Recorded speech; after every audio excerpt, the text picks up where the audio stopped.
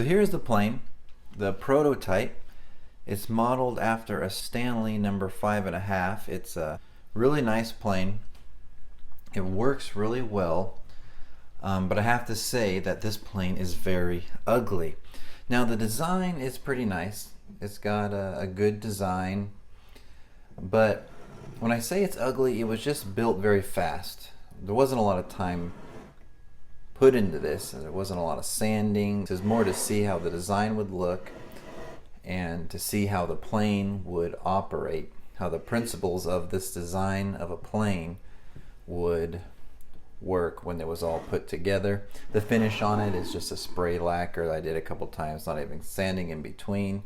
A lot of mess ups in this plane. Learned a lot when building this style plane. You can see a couple of them are pretty glaring here. So first thing you're wondering is, this isn't a smoother. The plane that I'm going to be building, it's a smoother, a smaller plane, but this is a jack plane. Well, why did I do this? Well, basically, I needed a jack plane in my home collection, and then I'll also be able to prototype the plane I will be building with principles. Not the exact look and size, but there was a lot of principles I needed to learn before I built that plane. So if you can see, the design of this plane is more like an infill style, but it's sleeker. The main inspiration comes from Conrad Sawyer, his steel plane, his infill plane design, which I think are the prettiest planes in the world. Haven't got to use them, but I assume that they're the best planes you can possibly buy. And I love those planes so much, I wanted to build a wooden version. See, I was taught that wood planes were the gold standard, and steel planes only came along because of manufacturing issues. So this is the plane that I came up with. Also, a small inspiration I found on YouTube is Young G. You can search him on YouTube. He also built a plane similar to this style.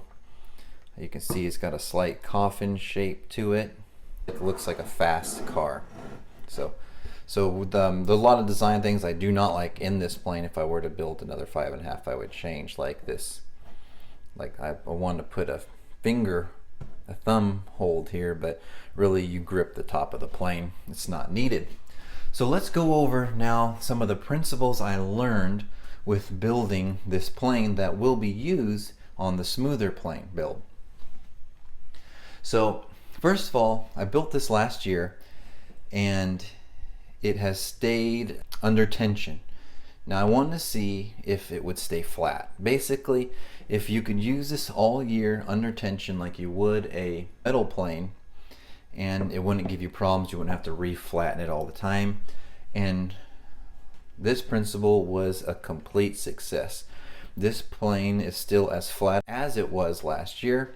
It still works great with some minor adjusting. Once in a while, it cuts like a champ.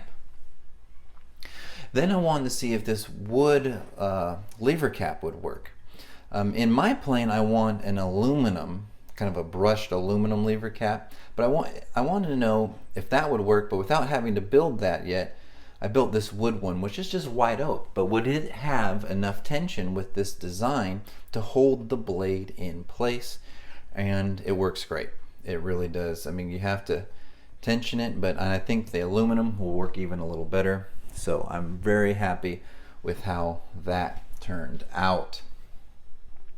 The next thing I was prototyping was this adjustment kit that you can get from Lee Value that comes with the thumb screws, and it comes with an adjustment. I made a little bit of a mess there.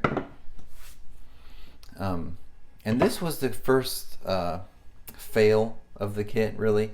Not that the adjustment doesn't work great. I mean, this is well worth its money. I believe it's only like $50, and you get the plain blade, which is a 3/16 inch blade, really nice blade. But what I found is I wanted a toolless blade adjustment for the plane. I didn't want to have to bring out a hammer to adjust, and this would be that way. You could get it using this plane. You can see how you can adjust it left to right, and then you can raise or lower the blade. It works really good. But the problem is, for fine adjustments, I find the only way to adjust is with a hammer, with blows to the side. So if you're gonna use a hammer to fine adjust it there to really get it precise, you might as well use a hammer to make the blade go forward. So I thought, even though this kit is cool, it's definitely not needed for this application. And plus, when you're using your plane, you're always using it at your workbench with your other planes available, and you just need an adjustment hammer. And really, that is the best way to adjust a plane. When you get good at adjusting with an adjustment hammer, it works so nice. You can tune your planes so good. Now the other prototype with this prototype, with the other principle, I should say, was the blade. Lee Valley makes these wooden hand plane blades, and I am extremely happy with the blade. It came from the factory really nice. I mean, you want to hone it, but it's just awesome. No chatter. It's so thick, it just glides over the wood, brings a lot of weight to the wood plane, which is nice to have because it's a very light plane. I mean, you can work this plane all day long, but it has the weight centrally located to help you really get a lot of work done, a lot of accurate work done. So that was a big plus. Plus, Lee Valley, the product was a great product. It's just not needed for my plane. Then there was just the learning to construct this plane, this style, this infill style with the completely wooden design. Let me put this back in. With the wooden bed, everything. I've built other planes, more traditional style wood planes, but this one, I learned a lot on this. I made a lot of mistakes, and I feel like I'm ready now to build the smoother. And probably the biggest thing I wanted to try out was something, I don't know if I've come up with this, it might have been done before, but it's a blade adjustment system for a wooden hand plane. And let's take all this out, and I'll show it to you a little bit more close up. And it's really easy, and it worked really good. Makes your plane really adjustable. If you can see in here, I have 4 set screws, right? And so those 4 set screws make it so that's actually the bed of your plane. The wood part is not the bed of your plane. Now, I filed those set screws really smooth, so it works well. That was one of the prototypes. Would the plane actually move on the set screws, and they work great. But that becomes your bed, your plane bed, so it's completely adjustable. So you can dial this in to perfection, cutting perfect.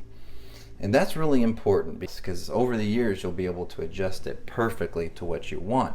Now, the other great thing I discovered with it is you can change the angle of your blade. Now, this is bedded down at 45, but if you wanted a 50-degree angle, you would simply pull out these set screws to 50 degrees and set your blade. So it's a really versatile plane.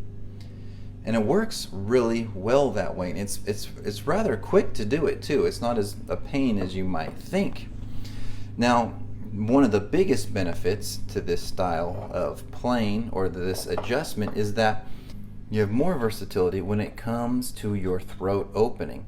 See, with those bottom set screws, you can adjust the throat opening to be rather large or to be very, very tight. I really like that system. In the wood, the taps hold great. I mean, it hasn't given me any problem. I filed them down, and so the blade moves along the taps. The set screws, really good. They haven't moved at all. So this plane, all in all, it's ugly. It's got some bad mistakes, some bad design choices, but now I'm completely equipped to build my smoother, and I have a really nice working 5.5 plane to use every day.